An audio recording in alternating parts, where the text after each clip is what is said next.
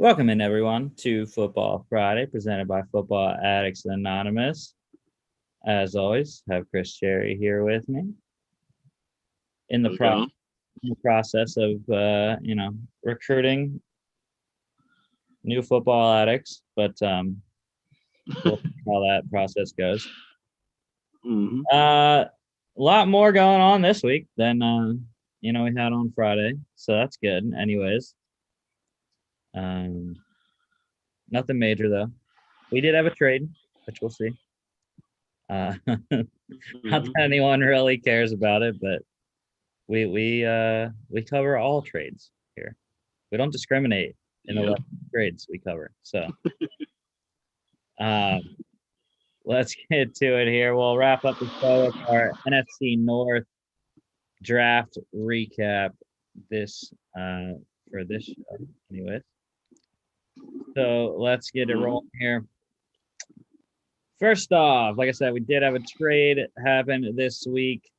Eagles sending corner James Houston and a 2023 sixth-round pick to the Jacksonville Jaguars in return for corner Josiah Scott. Josiah Scott, a former fourth-round pick, I believe.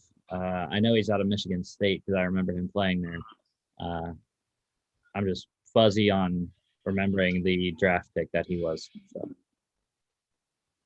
Yeah, I don't know off the top of my head, but this is a very curious trade because there is a draft pick involved here, but it's essentially player for player of the same position.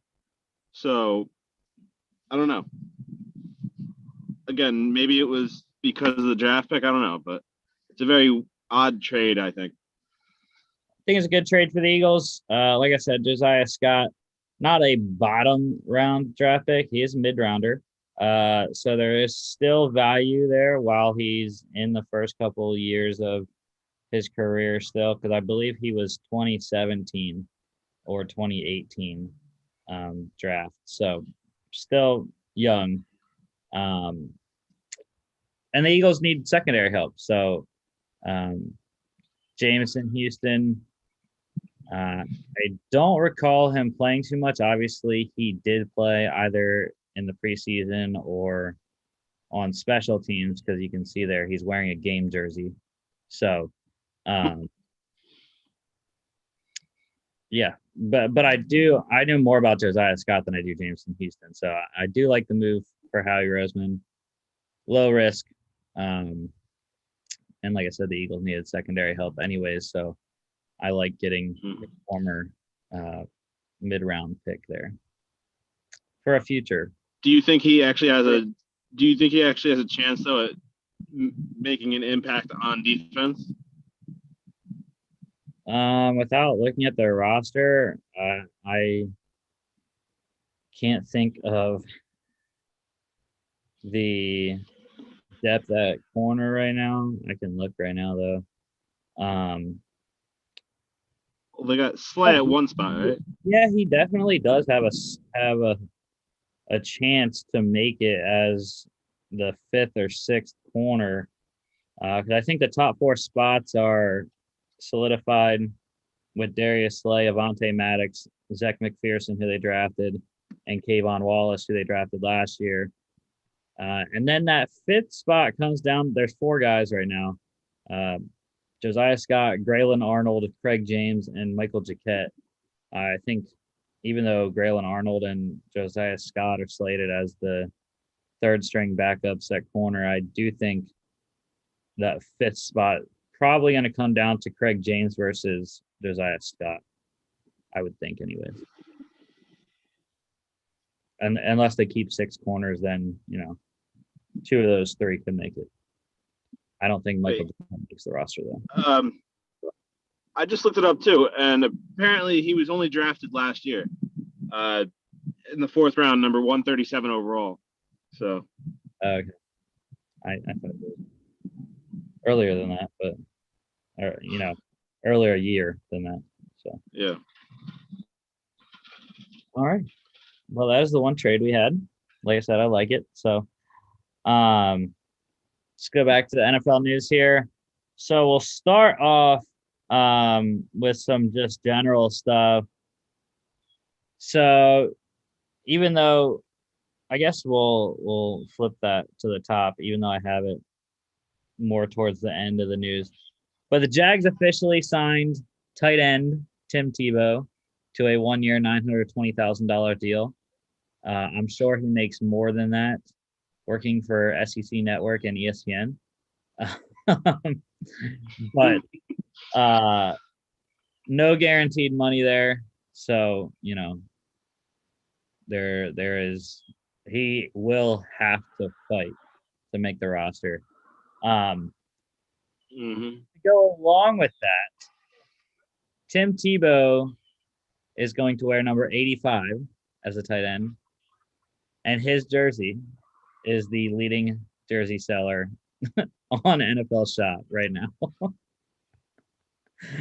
Number 85, Tim Tebow Jaguars jersey, men's and women's, top seller right now.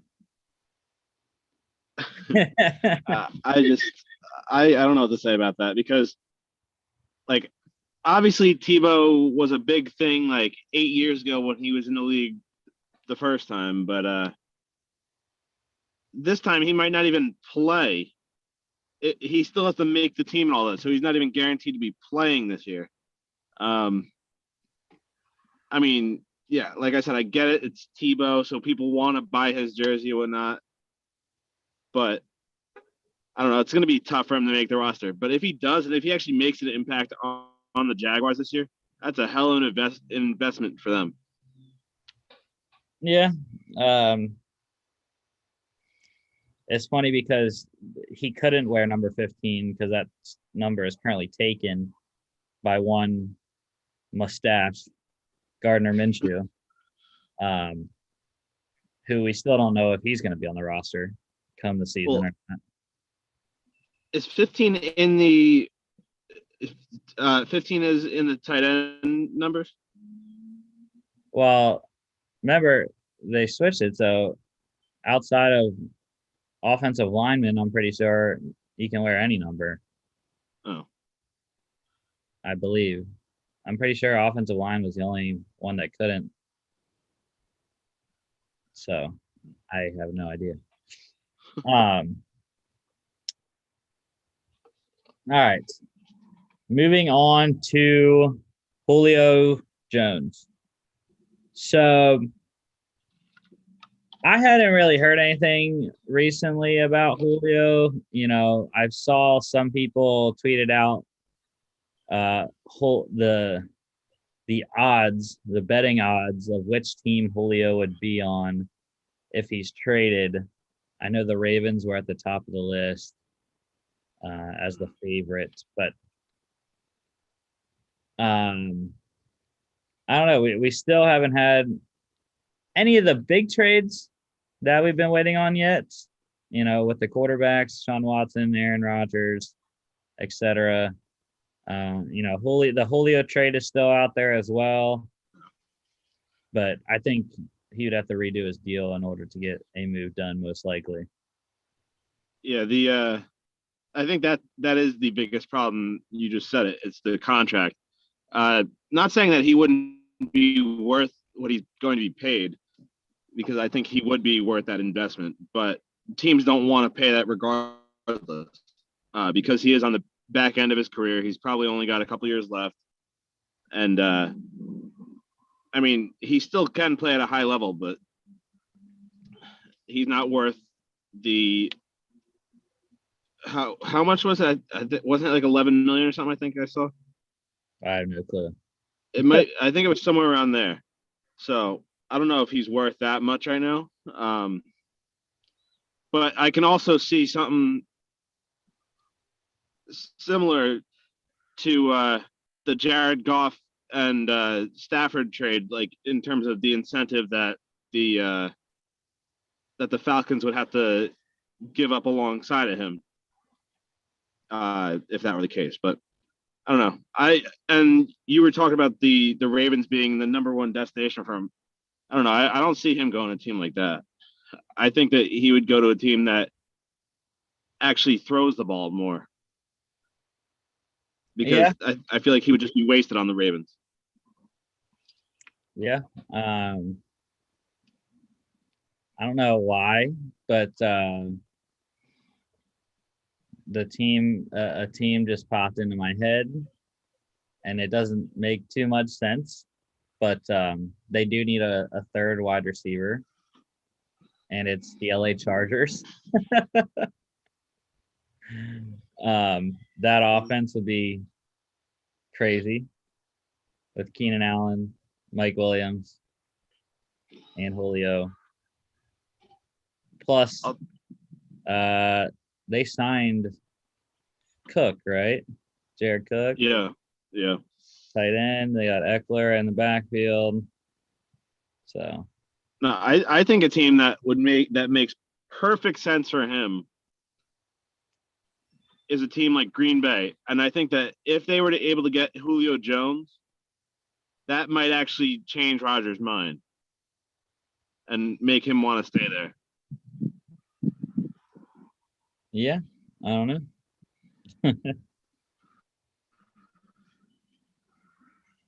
I just would not pay. I've never been a real big Julio fan, so I would not be comfortable paying what the Falcons are probably asking, considering, like I said, what his price is, contract wise, and he's on the wrong side of 30. Yeah. All right. Other wide receiver news here. The Bucks wide receiver Antonio Brown.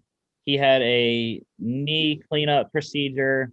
He'll be out a few weeks, so probably going to miss OTAs, minicamp, and then be good to go for training camp. There. Yeah, so it's nothing real big. So. Yeah. I expect him, like you said, I expect him to be back for the major things. One person who is scheduled to participate in OTAs, which we didn't think he was going to, but Chiefs quarterback Patrick Mahomes. He is ahead of schedule in his rehab from toe surgery for his turf toe that he had late last year. And they said that he will participate in OTAs. He'll just be limited. He won't be a full go, but he will be by the time training camp rolls around. I mean, that's probably the biggest name in the NFL right now. So the fact that he's ahead of schedule is great for the Chiefs, and I think great for football in general. Yeah. Some contract news here. The Colts, they started talking to linebacker Darius Leonard about a contract extension. I think Leonard's camp is kind of waiting because they want the Niners to get one done with linebacker Fred Warner first. So we'll have to see who gets theirs done first and who makes. But why would they want to wait? Because wouldn't waiting then make them pretty much have to pay more? No, yeah, that's what I'm saying. Leonard's camp probably wants to. Oh, I thought you said the Colts wanted to wait. I was like, that makes no sense. But yes, Leonard's camp wants to. Okay, that makes sense. Yeah. So yeah, we'll see which one gets done first, if either get done before the season or not. The Washington football team, they released offensive tackle Morgan Moses this week. They were trying to trade him, couldn't get anything done. Long time right tackle for them. So just another, quality tackle coming on the market for teams that are in need. I mean, some team will take a chance on him, but his issue is being able to stay on the field. He's missed a lot of time over the last couple of years. So he, if he can stay healthy, though, whatever team he ends up going to is getting themselves a solid end piece to their line. But again, the big question is if he can stay on the field. Yeah, and that's the thing. He only plays right tackle, to my knowledge. I have never seen him play left. So that makes it a little tougher because I do still know teams that need left tackle, like the Colts. Um, well, Washington signed Leno, right? Mm-hmm. Is that where he went? Yep. You getting confused on where everyone's going because it's like post free agency. Mm-hmm. Forget where guys. I'm telling you, I wouldn't mind him coming to the Jets and the Jets taking a chance on him because just off the top of my head, I think right tackle might be the weakest position on their line right now. Either that or right guard, but right tackle, he would definitely be an upgrade over Fan. You haven't even seen George Fant barely play.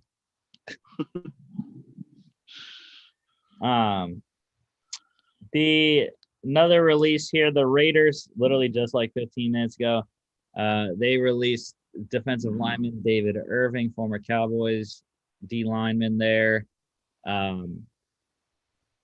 has had trouble staying on the field with suspension issues. But you know, quality player, depth player if you can get them. So anyone need defensive line? There you go. That is willing that it can put him into a structure where he won't get in trouble. The Broncos wide receiver Deshaun Hamilton saga continued this week. So they waived him last week. No one claimed him because he tore his ACL. So now, since that happened, he reverted back to the Broncos. He went on the reserve NFI list, non-football injury, because he was injured working out away from the facility. So unlike Jawan James, who was a straight release, Deshaun Hamilton was waivers. So he went back and he will stay with the Broncos. Mm-hmm. Which is good for him. I think, because now he'll be able to go in rehab at the facility and won't have to, rehab away from, any team. So he'll still have like a support system coming off a major injury. Mm-hmm. Someone who was claimed on waivers though this week, the Giants, they claimed Jags running back Rykel Armstead off of waivers. So adding to their backfield with Saquon and who? They signed someone. They have Deion Lewis. Is he still on Why the do I team? feel like they have Deion Lewis? He's still on the team. I don't know. That's the only one I can think of. No, I thought they signed someone. I thought they signed one of the Niners backs.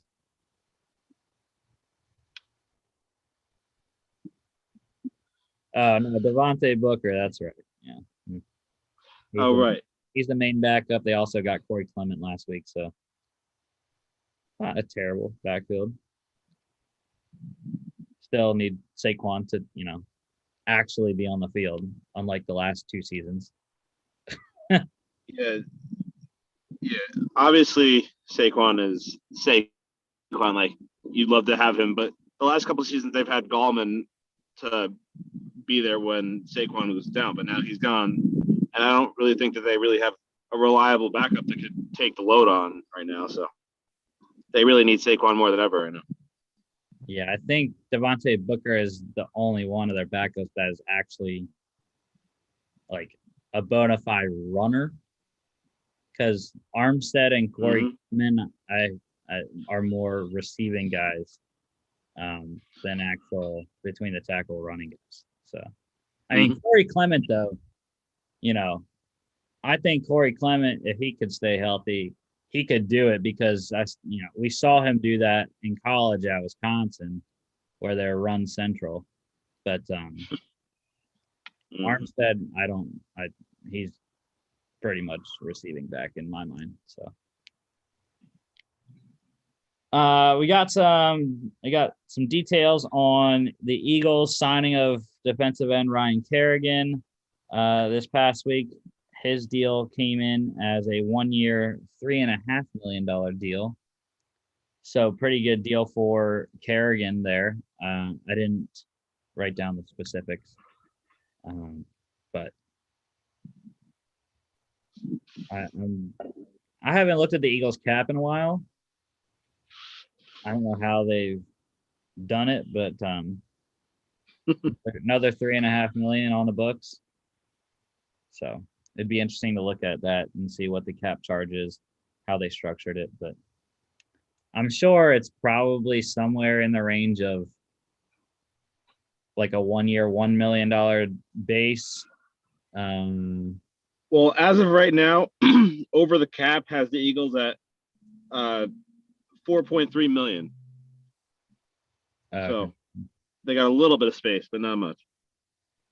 Yeah. I mean, it helped with some of their releases that they did, but already did the Tim Tebow deal there. The Patriots. Guess who's back in New England, Chris? Your favorite Patriots quarterback, Brian Hoyer. It's like his fourth time with the Patriots, isn't it? Brian Hoyer has signed with the Patriots on a 1-year deal.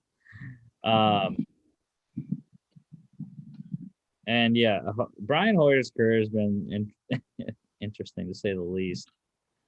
Seems like he goes to the Patriots for a year, then leaves for another team for a year, then goes back. Like it's a cycle. Well, this is only his third time with the Patriots. Because, he had 2009 to 2011, his first 3 years in the NFL. Went to Arizona in 2012, Cleveland in 13 and 14, Houston in 15, Chicago in 16, San Francisco in 17. I don't know if he got cut or I don't remember if he got cut or. Oh, wait. Yeah. He got cut because that was going to be part of the Jimmy G deal. But then they cut him instead, and the Patriots just straight up signed him during the season. Was with New England 17, 18, went to the Colts in 19, now back with the Patriots in 2020. So he re-signed with the Patriots. He was with the Patriots last year. Mm-hmm. So that's why I that's why I felt like it was a four-time thing. But yeah, I was a little disappointed in this one because I don't really like Hoyer as a quarterback necessarily, as like a player or whatnot. But I was hoping he still signed with the Jets because the Jets are severely lacking in experience in the quarterback room because they have Zach Wilson, who is going to be starting, and he's a rookie. And then they have James Morgan, who they drafted last year. Mm-hmm. So they really need a veteran in that locker room, which I don't really even. I mean, we go through this pretty much every week, but I mean, I know there's RG3 still out there, and there's Nick Mullins, but other than that, I don't really think there's anybody else. Yeah, they do have Blake. They do have Mike White still as well. No. Who's been in the league for a little bit, Cowboys and Jets. And speaking of quarterbacks, I mean, another one went off the board as well too, for the Jets options to sign as a backup.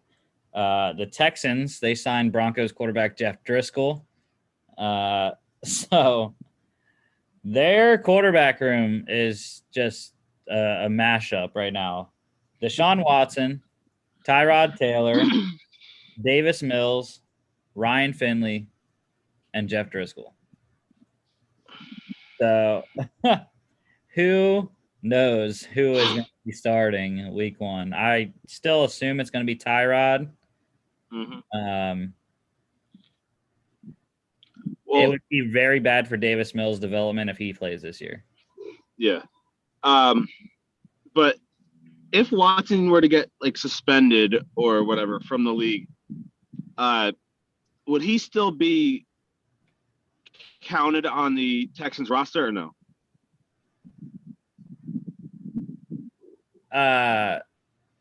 In terms of what, like cap or?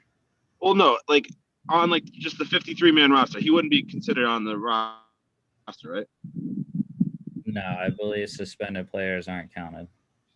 Okay, so like I'm just thinking about it because they have 5 quarterbacks right now. I assume that they're going to end up cutting 2 of them, or only one if Deshaun Watson ends up getting suspended.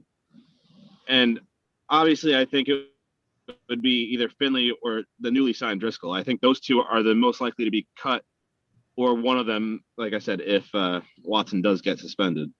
I can tell you it'll be Driscoll, if only one, because they traded for Finley, so they're not going to cut him. And I believe they want to see develop. I believe they want to try to develop Ryan Finley. So, yeah, mashup in the Texans quarterback room there. So I'm not surprised though, because I feel like that's every position for them. They have like 5 people at every position. They signed so many players this year.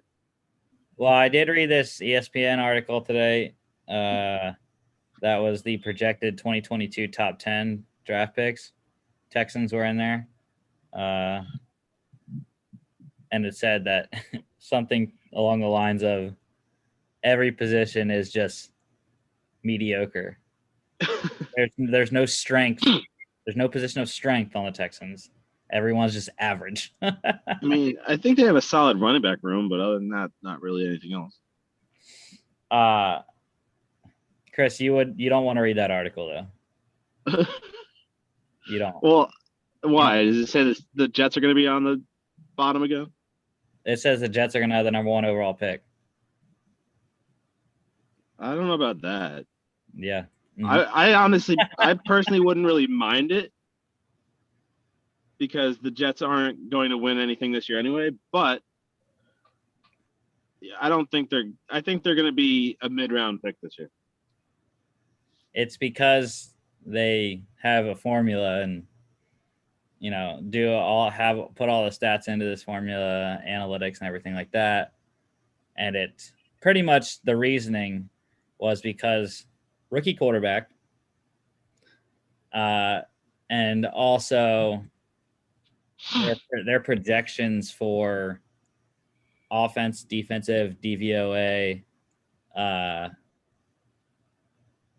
plus accounting the schedule, which I don't remember what they said the Jets' strength of schedule was. But that, and also defensively, they said it's tough in year 1 of a defensive scheme change to get it clicking right away. So. Mm-hmm.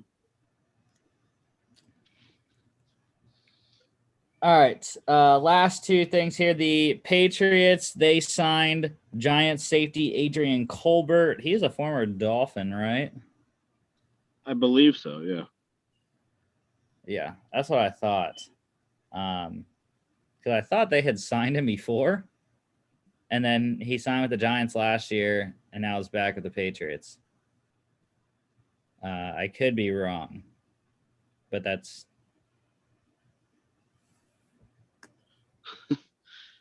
Let's see. He was this says San Francisco. Yeah. He started San Francisco, then he was in Miami, and then now he's with the Giants apparently.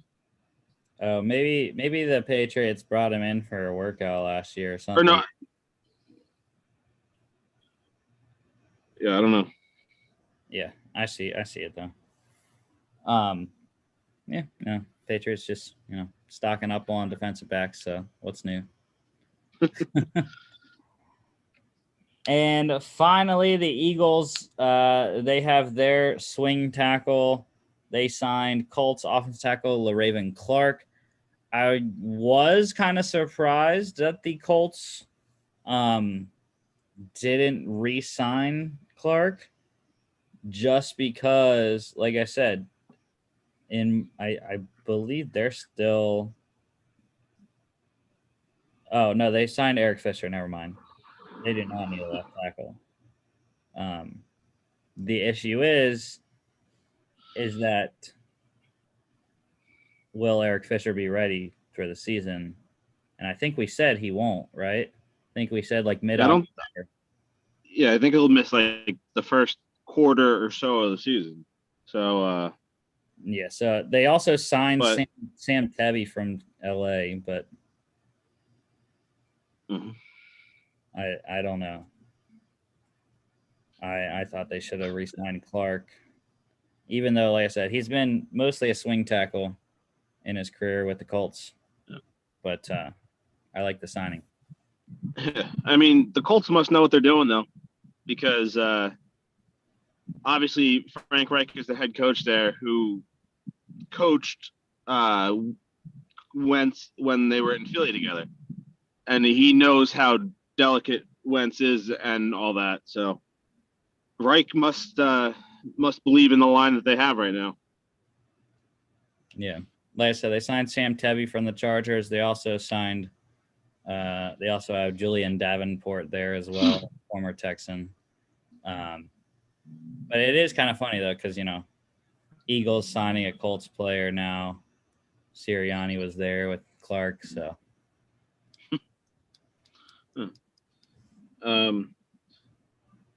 No, but there is one thing though that I saw while scrolling this timeline. I'm surprised you didn't really want to bring up, but I'm going to bring it up because I just find it kind of funny.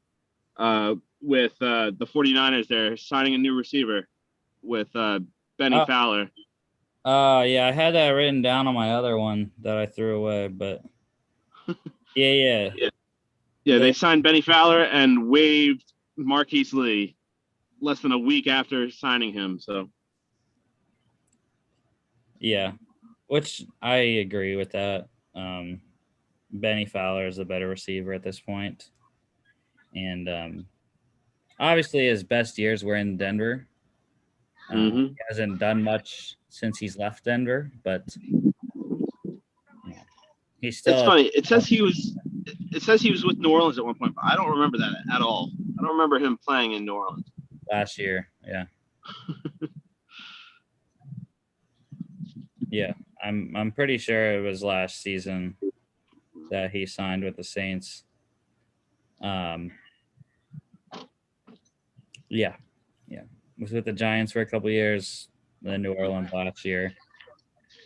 I mean, he only had 2 catches for 11 yards, so that's why. Well, that's why then. But yeah, definitely best season. His last one with the Broncos, 29 for 350 and 3 touchdowns. So, all right, that's all the news got for today. We got 36 minutes through. Let's talk about the NFC North draft recap. So, here are the first rounders for the NFC North. We got Penei Sewell at number 7 to the Lions. Justin Fields in the trade up for the Bears at 11. Christian Darrisaw to the Vikings with a trade back to 23. And then the Packers at 29th overall, taking Eric Stokes. So let's start with the Lions. I completely forgot. I should have asked my new brother-in-law to come on, since he is a Lions fan. I completely forgot though. So start with the Lions. I'll go first, but here's their draft. Like I said, 7th overall, offensive tackle Penei Sewell out of Oregon. Second round, defensive tackle Levi Onwuzurike from Washington. 2 third-rounders, D tackle Aleem McNeil from NC State, and corner Ifeatu Melifonwu from Syracuse. 2 fourth-rounders, wide receiver Amon-Ra St. Brown from USC, and linebacker Derek Barnes out of Purdue. And then all the way in the 7th round, one of the last few picks there, running back Jermar Jefferson out of Oregon State. And actually, something that I forgot to say in the news is the Eagles, Brandon Brooks was back at practice for the first time. I believe it was the first time. He might have been practicing, but I just saw a picture of him at Eagles practice for the first time today. So, yeah, back. Again. He's another guy, though, 2 years in a row down with injury early on. So,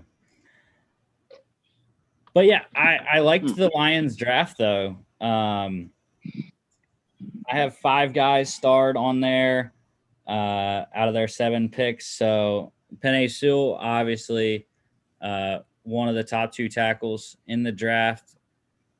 It's interesting, though, that they selected him because he's not going to play left tackle for them. They already have Taylor Decker at left. Sewell's going to play right. We'll see how that goes. I'm not sure how it will work because he played left tackle his entire career at Oregon. So we'll have to see.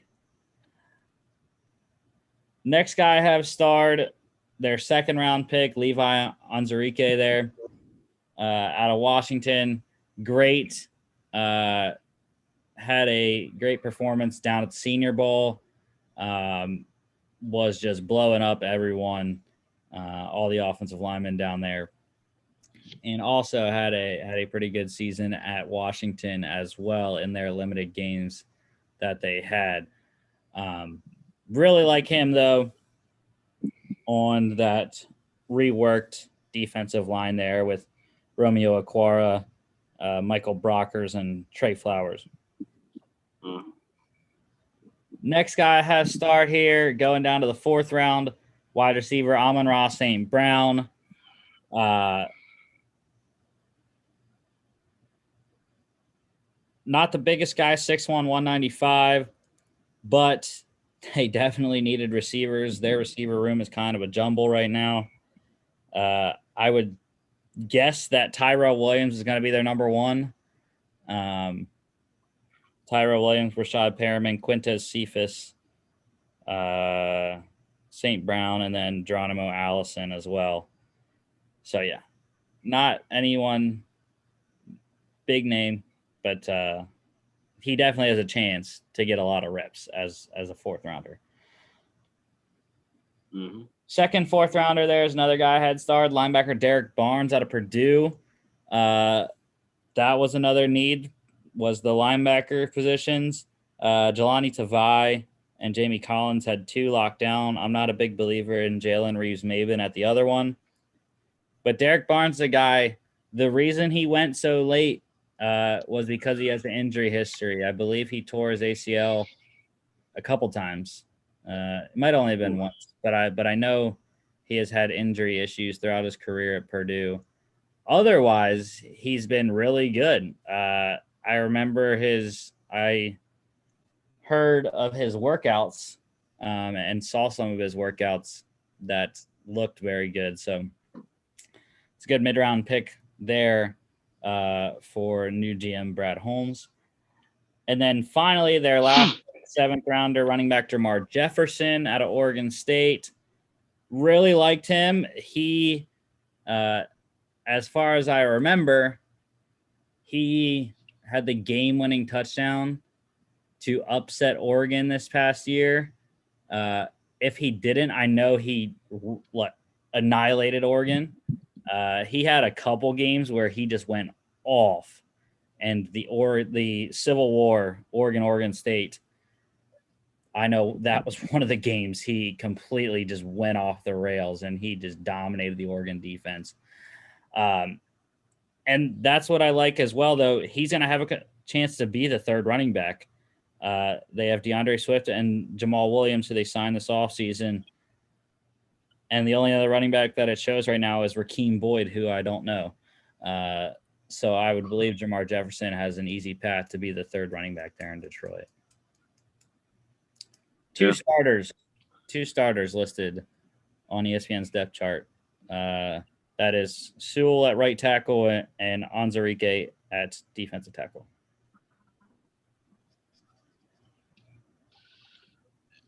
Yeah, I mean, I pretty much agree with you with the overall draft. I think it was great. But I liked pretty much all the same guys you did too, especially Penei Sewell. Obviously, pre-draft, nobody thought he was going to be there for them at number 7. Everybody thought he was going to go probably to the Bengals. That didn't happen. I kind of said this last week when we were talking about the Bengals and then the Dolphins and stuff. Obviously, that Bengals pick kind of threw everybody off. So I still think that the Lions would have rather had one of those top 2 receivers had one of them been there, but yeah, obviously that didn't happen. So they got Sewell. But yeah, like you said too, it's interesting that they're probably going to play him at right tackle. Not only because of the lack of experience, I guess you could say, there at right tackle, but also I could see them in a couple of years running into the same situation that the Ravens did this year with Orlando Brown, with Sewell wanting to be paid like a left tackle because that's his natural position. So if there's not a spot for him to play left tackle for the Lions, I could see him going elsewhere to play left tackle. But I think that is still a solid pick for them, though, for the next couple of years. I was a little curious with their double down of the defensive tackles there. I do like both of those guys, but I just didn't understand why they doubled down on the tackles. I think they could have gone with another position. Because and then to eat kneecaps. That's why. Yeah, but and then there was why am I blanking? The cornerback, what's his name? Ifeatu Melifonwu. Yeah, I think that was a solid pickup as well. They obviously were really bad in the secondary last year, despite picking Jeff Okudah first in the first round, 3rd overall last year. But I think that he'll be a solid addition to their secondary. I can't even think of who else they have right now. Yeah, he's Obi's brother, former Raiders 2nd round pick or 1st round. Is it 1st round? Mm-hmm. I don't remember. 1st, 2nd, whatever. I don't remember what round. But yeah, I think he'll have a chance to. Secondary wise, they have. I think he'll have a chance to play though.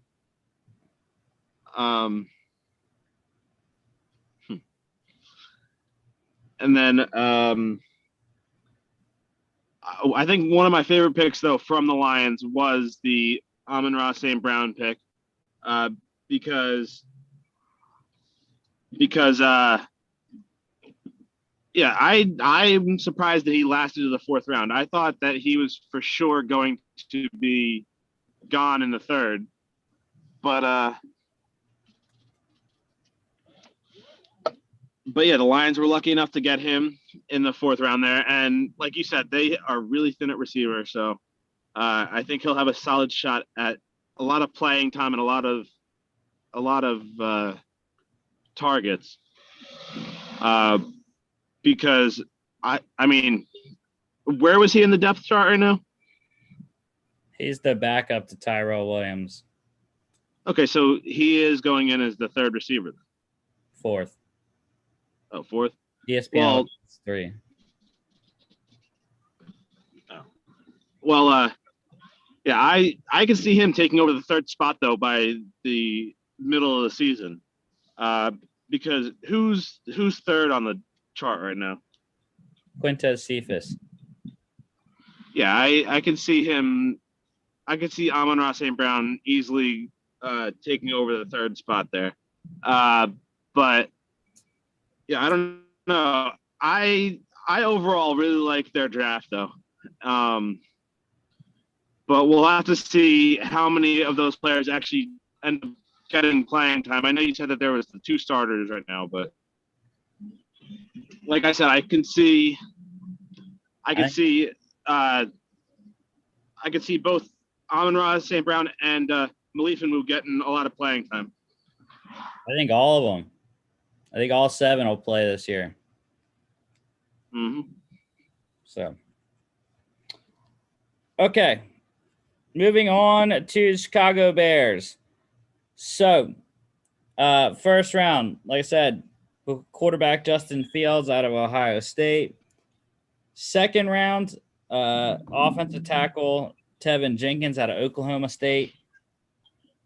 Then they didn't have a pick until the 5th. That was guard Larry Borum out of Missouri.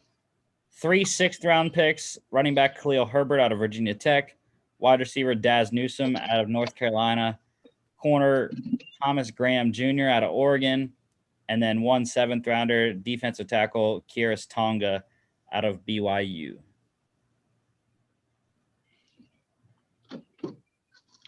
Yeah, the Bears draft I wasn't too fond of.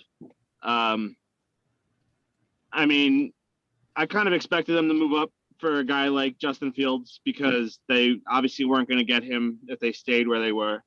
I don't think they would have gotten a quarterback if they stayed where they were. So I don't blame them for trading up, but I also haven't been the biggest Justin Fields fan through this whole process. Mm-hmm. I personally don't think he's going to be that great in this league. So I'm not too high on the pick, but again, you got to do what you got to do when you're a team like the Chicago Bears that really need a quarterback. So yeah, I like that pick in that sense, but I don't really necessarily like the player. And then wait, who was the rest of the draft again? Tevin Jenkins, Larry Borum, Khalil Herbert, Daz Newsome, Thomas Graham Jr., Kyrus Tonga. Yeah, so I really only liked 2 of their other picks. I liked Tevin Jenkins because I'm surprised that he actually was able to fall to them with their next pick. I along with many others, I think even you had said that you expected Jenkins to go late in the first round somewhere. Mm-hmm. That obviously didn't happen, and the Bears were able to snag him there in the second. And then the other guy I really liked was Taz Newsome because that's another position that the Bears have been somewhat lacking over the last couple of years. Obviously, with only pretty much why am I blanking on his name now? Allen Robinson. Yes, Allen Robinson. Thank you. Pretty much with only him as their main target, I think that them selecting a receiver was necessary. They probably could have gotten a better one, but the fact that they addressed it, and I think that Newsome's going to be a pretty decent receiver, but I think that was a solid pick for them too. Yeah, I also have 3 guys starred. Only 1 starter listed on ESPN. That's Tevin Jenkins at left tackle. Obviously, with the release of Charles Leno, so he's going to slide right in there. I do have Justin Fields starred. Like you kind of said, though, I wasn't the biggest Justin Fields person either. But the Bears had to do something to go get a quarterback, regardless of who it was. And I actually think that Matt Nagy's offense fits well to Justin Fields' skill set. Justin Fields isn't, a runner necessarily to the point of like Lamar Jackson running. He runs when he needs to, but I believe Justin Fields is more of a pocket passer than people think. But I do think Matt Nagy's system fits what he does well. It's the RPOs, I think, is the biggest thing. And I think that paired with a rookie quarterback, I think fits very well. It's easier to learn an RPO style system and West Coast passing attack where it's, quick stuff and then hit the downfields every once in a while. But yeah, thinking of it, now after the draft, looking at where he went, I think that offense fits well with his skill set, regardless of when or if he plays this year. Second one was Tevin Jenkins. Like I said, sliding right into that left tackle role. Again, like you said, I was surprised he fell to the second round, but I thought that's where his floor was anyways to go. Great pickup by them. We'll see how he does, if he struggles or not. He does have to go against some tough pass rushers in the NFC North. You got the Smith brothers with Green Bay. We just said about the Lions. They have Okwara and Trey Flowers. And then the Vikings, you got Danielle Hunter. So, hey, at least he doesn't have to go against Khalil Mack, though. Although he will have to in practice, but not in the games, at least. At least that'll get him some nice work in practice. Khalil Mack and Robert Quinn. Oh yeah. So I like that one, and then the only other one I liked, I was not on board with Daz Newsome. I liked the guy that they picked before him, running back Khalil Herbert out of Virginia Tech.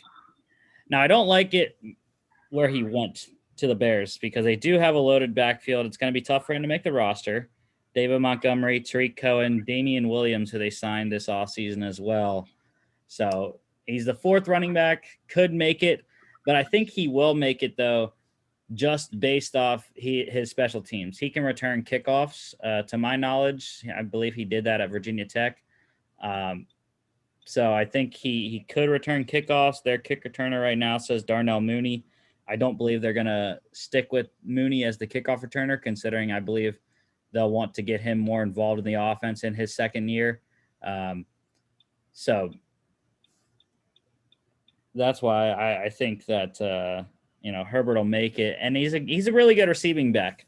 Obviously, Tariq Cohen has had injury issues the last couple years, so good insurance policy, I think, for Tariq Cohen, where I think Damian Williams is more of an insurance policy for David Montgomery as a more in between the tackles running back. So, yeah, so those are the three I liked for the Bears anyways. There was a couple guys that I was thinking of starring, but I just didn't. Daz Newsome was one. Fantastic combination of him and Amani. No, not Amani. Diami Brown. Oh, yeah. For North Carolina there. Thomas Graham Jr., I remember him playing for Oregon. Not too familiar with him, but do remember the name and watching him play for Oregon this past year. And then Kyrus Tonga, their 7th-round pick, BYU. Watched BYU quite a bit this year. So was part of a pretty good defense there for the Cougs. Okay, moving on to the Minnesota Vikings here. Loved their draft, man. They have one starter listed on ESPN. It's Christian Darrisaw, their 1st-round pick at left tackle. They let Riley Reif walk this year. He went to Cincinnati, so needed a left tackle. So, yeah, 1st round, like I said, 23rd overall. offensive tackle Christian Darrisaw out of Virginia Tech. 4 third-rounders, 2 of them from the Jets. Quarterback Kellen Mond out of Texas A&M, linebacker Chad Surratt out of North Carolina, guard Wyatt Davis out of Ohio State, and edge rusher Patrick Jones out of Pitt. 3 fourth-rounders, running back Kene Nwangwu out of Iowa State, corner Cameron Bynum out of Cal, edge rusher Janarius Robinson out of Florida State. 2 fifth-rounders, wide receiver Amir Smith-Marset out of Iowa, tight end Zach Davidson out of Central Missouri, and then 1 sixth-rounder, defensive tackle Jalen Twyman out of Pitt, the Tom Brady selection at 199 overall. So, yeah, like I said, I loved the Vikings draft. The issue for me with the Vikings draft was it was top-heavy. I liked the first 4 picks that they had. And then I didn't like anything until I liked 2 out of their last 7 picks. So start off with Darrisaw, like I said, filling left tackle. It's the same thing with the Bears, except the round earlier. You know, they had to fill their left tackle spot. Was amazing that they traded back, 9 spots with the Jets, picked up 2 first-rounders, and still got one of the top offensive tackles available. So really good move for them right there. Next guy I liked Kellen Mond out of Texas A&M. First, third-round pick there. Was kind of a shock to some people that they took a quarterback on the second day. But they needed one. They didn't have a bona fide backup. The 2 other quarterbacks on the roster are former Vikings draft picks as well, Jake Browning and Nate Stanley.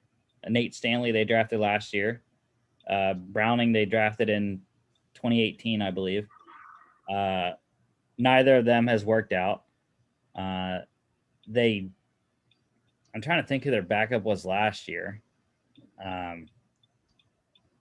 No idea. I can't think of who it was. Yeah, they definitely needed an upgrade at the backup position. I thought it was a good move by the Vikings. Kirk Cousins is 32, so he's getting there.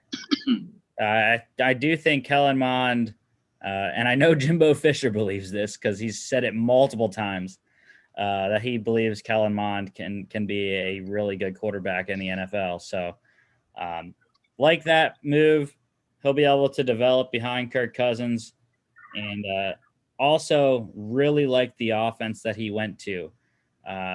Play action, the Shanahan style offense there, focusing on the run, play action pass. Next guy, linebacker Chad Surratt out of North Carolina. Love Chad Surratt. Quarterback position switch from quarterback while he was at North Carolina there to linebacker. Lit it up. I think he has a chance to supplant Nick Vigil at the one linebacker spot, because the other 2 are solidified with Anthony Barr and Eric Kendricks. So there's one linebacker spot open. Nick Vigil's in it right now. Wouldn't be surprised if Chad Surratt wins it. I also wouldn't be surprised if he doesn't, and he's a backup this year before starting next season. Next guy I liked, guard Wyatt Davis. Not listed as a starter right now. Actually, not even a backup. He's listed as a 3rd string at right guard. I have no idea why he wouldn't be the backup. But, yeah, they've drafted a lot of offensive linemen high in recent years. Really, I think the only weakness, just looking at it on paper for the Vikings, is that left guard spot with Dakota Dozier. But they did trade for Mason Cole from Arizona, so Cole could also be in the running for that left guard spot while backing up Garrett Bradbury at center. So we'll have to see what that left guard spot, how that pans out there. But I do believe Wyatt Davis will have an impact, whether that's as one of the top interior backups, or if he does ultimately win that left guard spot. Next guy I liked was all the way down in the 5th round, wide receiver Amir Smith-Marset out of Iowa. He, he was a machine at Iowa. His teammate, I'm trying to think what his teammate's name was, but I cannot think of it.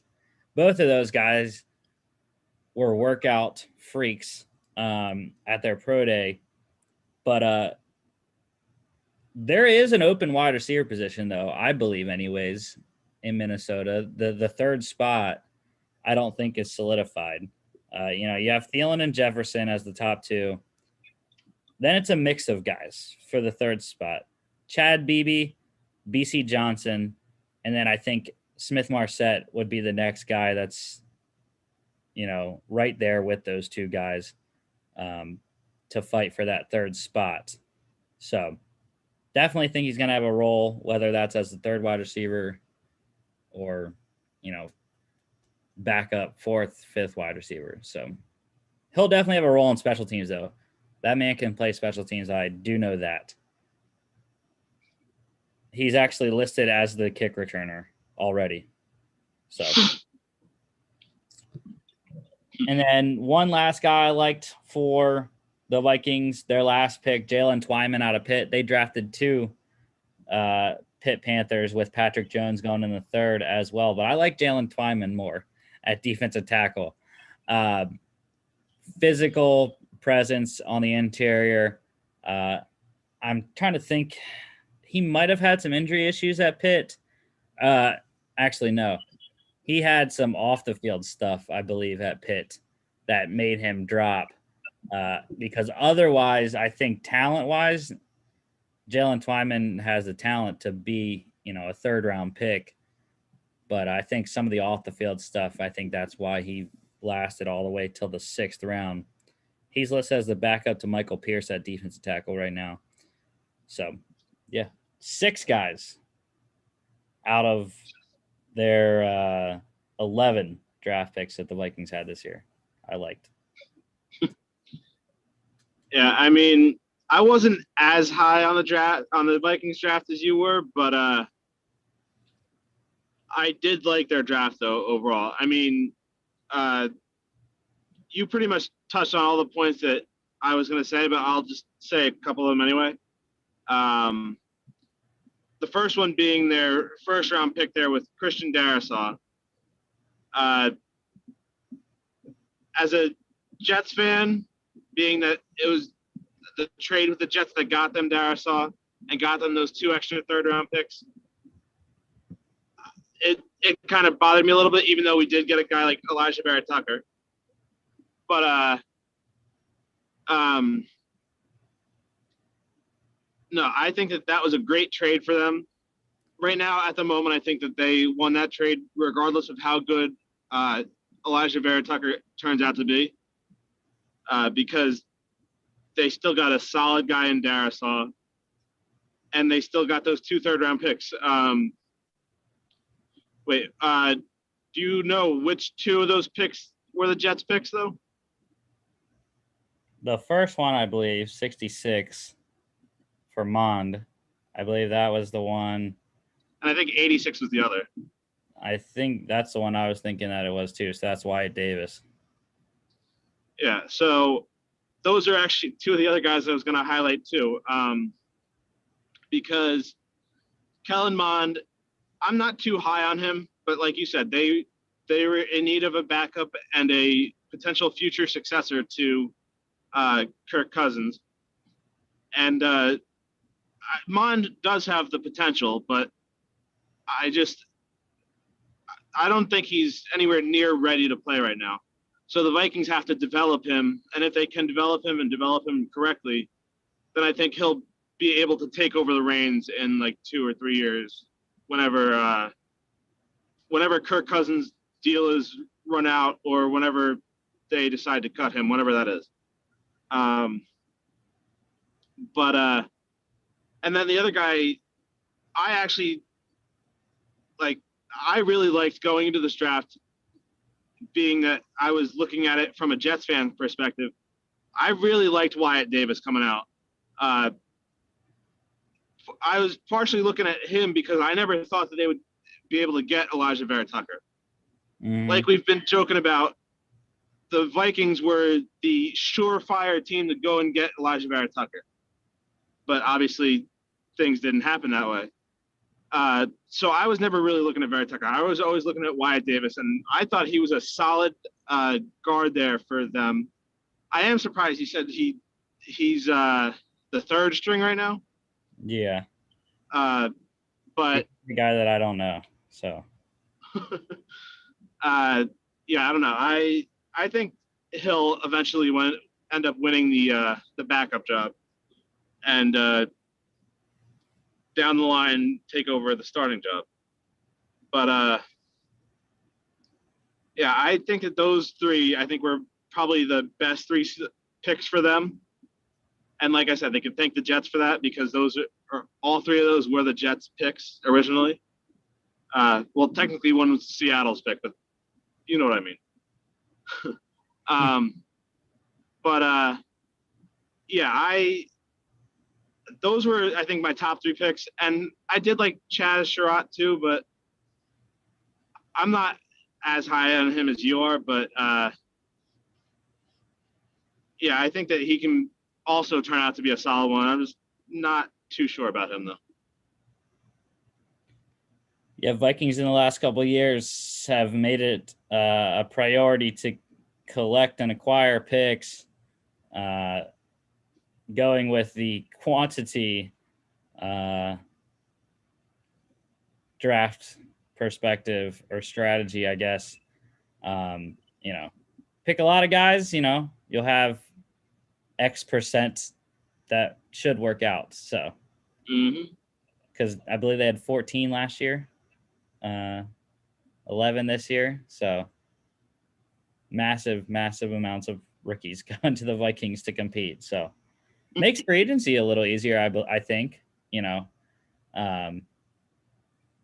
knowing that you have so many picks, you don't have to, you can make sure that obviously you have to sign guys that you got to sign, but I think it alleviates a little bit of, we don't have to spend as much, or we can be more firm on our price points when we're talking to free agents than some other teams with less draft capital can. Alrighty, finally getting to the Green Bay Packers here, where hopefully praying that I will work while I live in Wisconsin. But they had one starter as well listed. So the Lions were the only one with two. Unless you want to count the Vikings having two with Smith Marset at kick returner. You can do that if you want, but I did not. Because otherwise, then the Packers have two as well. Because Josh Myers is slated at center, and they also have Amari Rodgers slated as the punt returner right now. So they went Eric Stokes, corner out of Georgia at 29. Second round, center Josh Myers out of Ohio State. Third round, wide receiver Amari Rodgers out of Clemson. Fourth round, guard Royce Newman out of Ole Miss. 2 fifth-rounders, defensive tackle Tadarius Slayton out of Florida, and corner Shamar Jean Charles out of Appalachian State. 2 sixth-rounders, guard Colvin Lannon out of Wisconsin, and linebacker Isaiah McDuffie out of Boston College. And then their 7th-round pick, running back Kylan Hill out of Mississippi State. So I was not a big fan of the Packers draft. I know my fellow Bulldogs are going to hate me because Eric Stokes was the only first-round pick out of the division that I was not a fan of. Uh, yeah, I wasn't really that big on any of the Georgia secondary players in this draft. I liked Richard LeCount. I don't remember where he went, but he went late in the fifth, I believe, to someone. Mhm. I really liked him.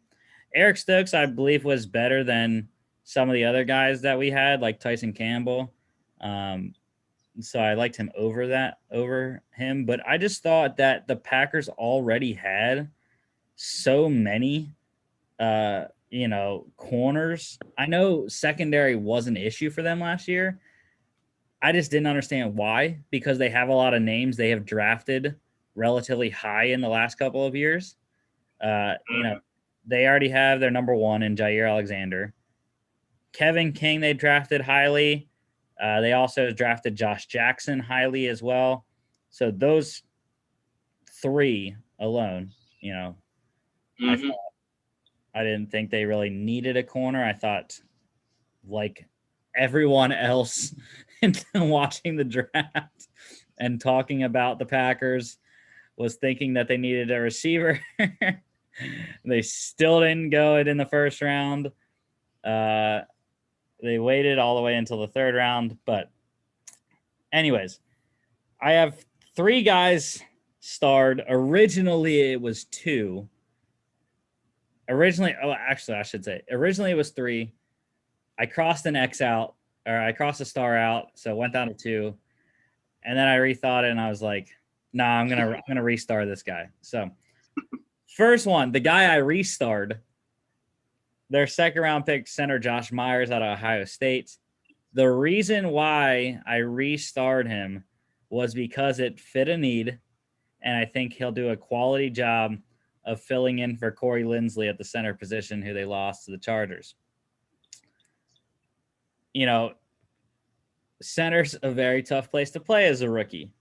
Um, like I said, there are some good defensive lines in the NFC North.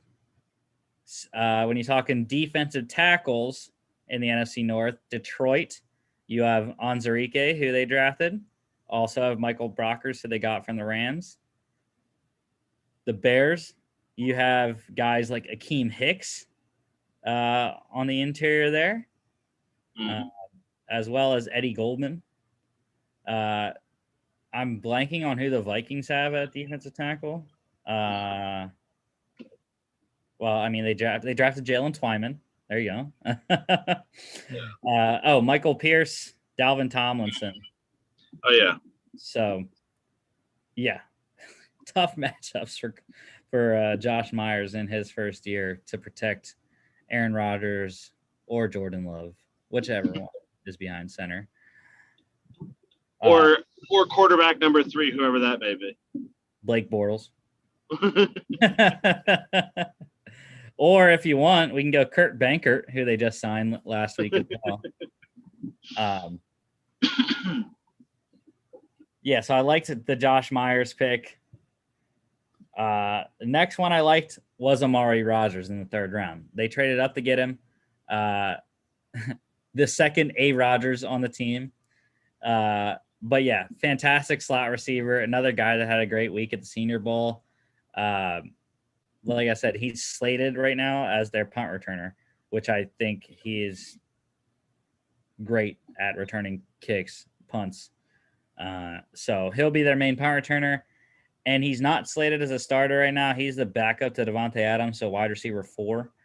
But again, the Packers are so weird because that's another position, though, that they have a lot of names. They have a lot of guys that have played a lot.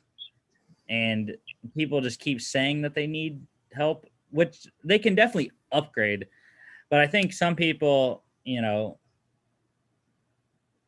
kind of put down the Packers receivers when they're not that bad. You look at the Lions depth chart. I'm sure the Lions would like to have, Alan Lazard, Marquez Valdez-Scantling, or Equinemius St. Brown. I'm sure the Lions would love to have any one of those three guys. Yeah. They also have Devin Funchess, who's coming back off an opt-out season. So he's an X factor in the receiving room as well. Yeah, love Amari Rodgers. I don't really know who the slot guy would be if it's not Amari Rogers. So I think he does have a role to start.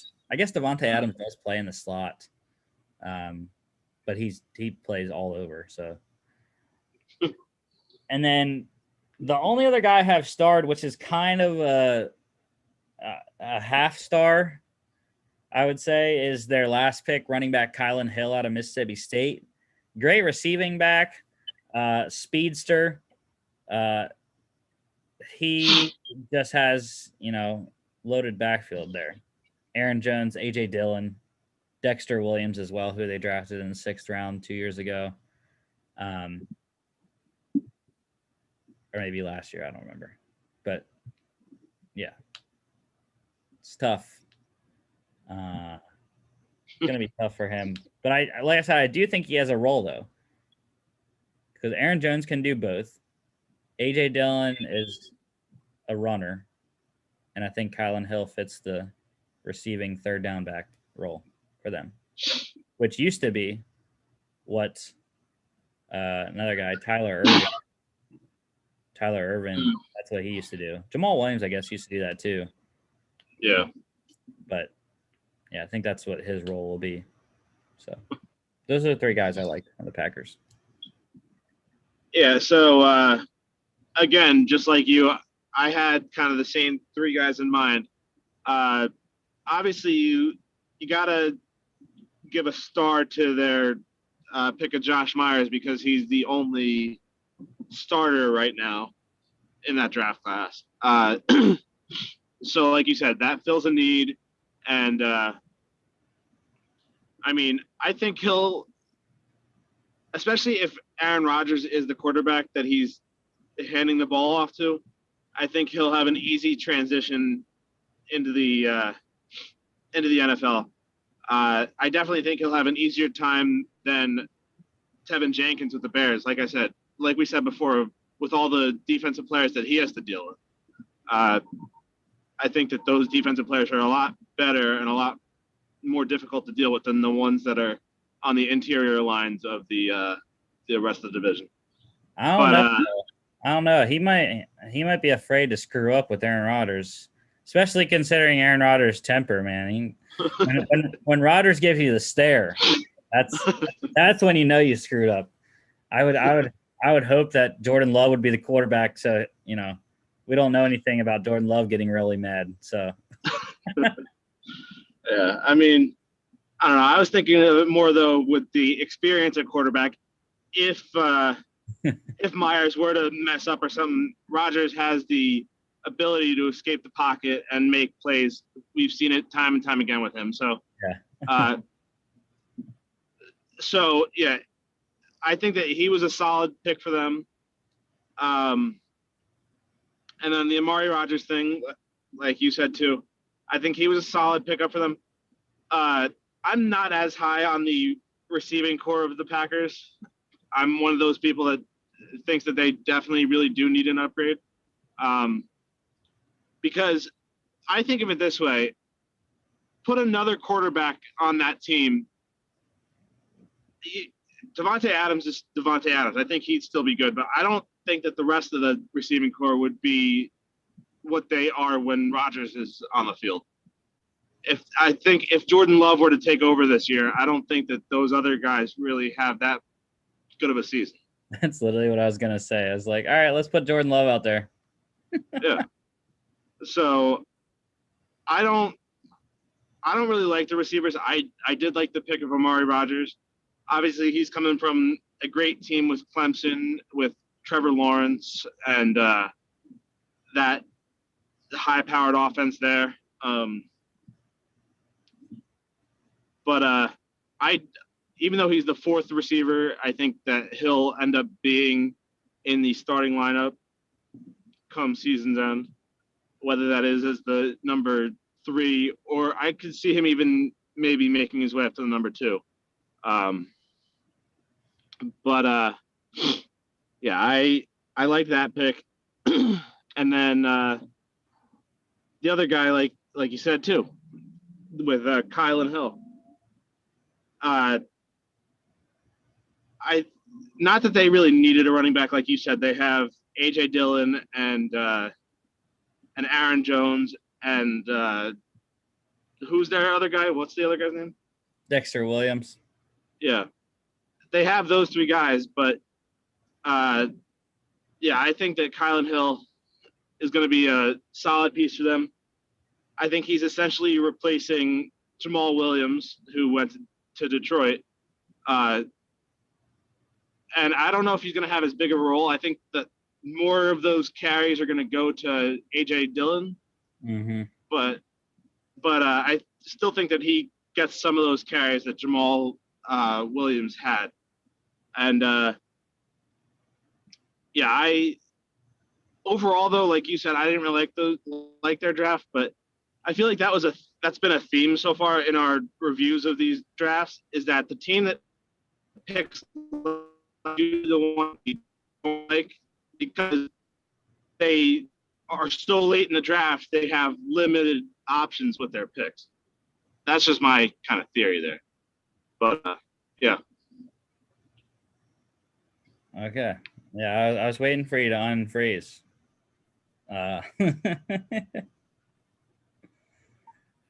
Definitely in the dead zone.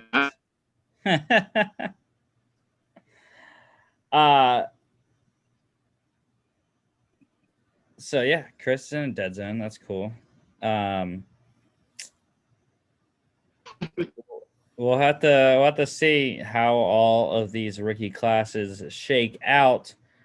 But let's rank them here. I will go first. My bottom is actually the Bears. I thought that the Bears are fourth for me. The Packers are third. The reason is I think they're similar drafts, as quality. But the reason I went with the Packers above the Bears at 3 was I thought the Packers, you could see a sense of direction in the Packers draft based off who they drafted, what positions, because they drafted 3 offensive linemen, all interior guys. And they also drafted 2 corners. So I thought you could see, they were focusing on the secondary and the offensive line, specifically the interior offensive line there. And the Bears, I didn't really see that kind of sense of direction.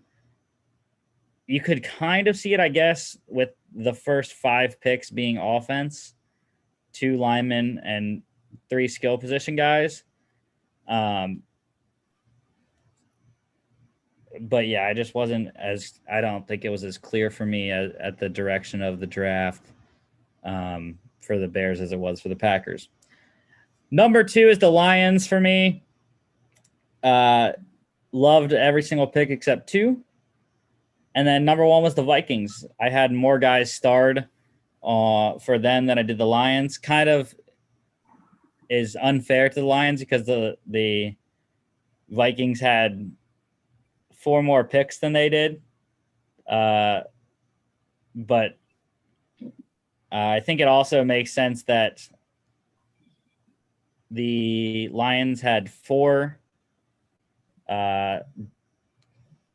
picks between the first and third round. The Vikings had 5. I liked 2 out of the 4 for the Lions, and I liked 3 out of the 4 for the Vikings. So I think top of the draft made more sense for the Vikings, for me anyways. Yeah. Well, for the first time in this draft review process, we have a completely different order. None of mine match up with yours. I think for me, the Packers were at the bottom. I mean, like we said before, they had, I think, the least amount of impact players, especially right away. Yeah, they had a sense of direction going with the offensive linemen and the cornerbacks, but like you had said when you were going over the Packers before, they already have a solid foundation at corner. So it's I don't really understand why they struggled last year, because they have one of the best young corners there with Jair Alexander, and even with King there too. I think he's a solid corner as well. So I don't necessarily know. I don't, like you said too. I don't think they really needed to go with Eric Stokes there in the first round. Um, Again, I'm one of the people that thinks that they really need a receiver, and they could have gone with any of the guys that were still there, like Elijah Moore, who fell to the Jets at 34, or I don't know, any of the other guys that were there. But although, like I said, I did like their selection of Amari Rodgers and of Josh Myers. But other than that, it wasn't really that great of a draft for me. The Bears for me are number 3. I had said my piece about Justin Fields. I'm not really high on him, but I understand why they picked him, because they are in need of a quarterback of the future, because none of the other guys are probably going to be on the roster past this year. And I think at least one of those guys might not even make it to the opening day roster. So getting a quarterback there in the first round was a big need for them. Obviously, they felt that Justin Fields was a good enough quarterback to move up 9 spots for him. And again, I love their second round pick there with Tevin Jenkins as well. I mean, they just let go of Charles Leno, so now they have a guy like Tevin Jenkins there to solidify that line. And then, yeah. Other than that, though, I just basing on these 2 drafts, I think the future of the Bears is brighter with this draft class than it is for the Packers with theirs. Mainly because of Justin Fields, if he actually does work out. Mm-hmm. So that's why they're number 3 for me. Number 2 for me would be the Vikings. Like I said before, I'm not as high on their picks as you are. Some of their picks I really liked, though. Like I said, with the trade that they did with the Jets, they acquired those 2 extra third-round picks, and they were still able to get Christian Darrisaw for their offensive line. So that was a huge win for them, I would say. That gave them 11 picks in the draft, like you said before too. But I think the fact that they had so many picks, they like you said before too, they have to hit on some of them. So I'm sure that they will probably end up with a few pretty solid starters. But as of right now, I would say that the Lions have the better immediate impact with the draft. Obviously, with Penei Sewell being inserted there on their line, kind of anchoring down the right side for now. And then their defensive tackles. The Lions were one of the worst rosters, I think, going into the draft. Mm-hmm. So I think that they are probably the most improved overall. Like I said, with all those picks in the first round, in the first couple rounds, with their focusing on both lines there, which a lot of people say like you win in the trenches or whatever.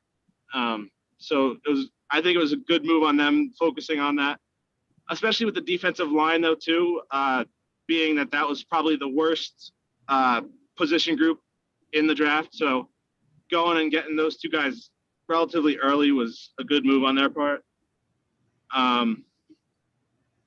And then, I think that the Lions overall had the best draft in the NFC North there. All right. Well, next Friday, I forgot to put the pictures for some of the guys on here. But next Friday, we will have the NFC East draft review. Monday, we are doing the AFC South. So we'll be talking Trevor Lawrence, Caleb Farley, and the like. That is all the show. Before I say all our social media and stuff, Adam Schefter posted this tweet. It said Tim Tebow last played in an NFL game December 30th, 2012. Said Elias Sports has 6 players who have gone at least 8 years between games. So Tebow could become the 7th. And those people are, I only know one of them, but I'll say all the names anyways. And I kind of wish it had the years that they played would make more sense. But yeah, Frank Walton, 9 years and 311 days. Ross Nagel, 9 years, 8 days. David Diaz Infante, 8 years, 319 days. Tony Adams, 8 years, 291 days. Norm Stanley, 8 years, 284 days. And then the only one I know, like I said, Doug Flutie, 8 years, 277 days. And it would be 8 years and 132 days for Tim Tebow if he makes the roster. So, yeah. Like I said, that's all our show for today. Don't forget to follow us here on YouTube and our Facebook page. We also have some fire Instagram, Twitter posts Chris putting out. So that's at FAA Podcast on both of those. Our website is faapodcast.com. Get some merch on there. And rep our swag. So, all right. Thanks, Chris, and see you on Monday.